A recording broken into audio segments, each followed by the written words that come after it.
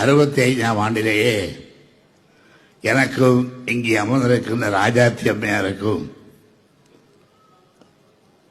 திருமணம் நடைபெற்று நாங்கள் வாழ்க்கை துணைவர்களாக இருந்தோம். ஆனால் இது ஊருக்கெல்லாம் தெரியும், என்னுடைய வீட்டுக்கு மாத்திரம் தெரியாது. என்னுடைய வீட்டுக்கு தெரியாது, என்னுடைய மனைவிக்கு தயாளமையாருக்கு தெரியாது.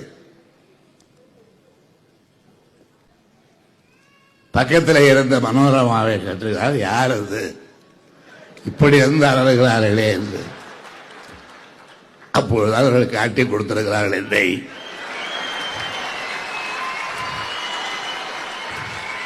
ஊரெல்லாம் தெரிந்த விஷயம் உனக்கு தெரியாதா அம்மா?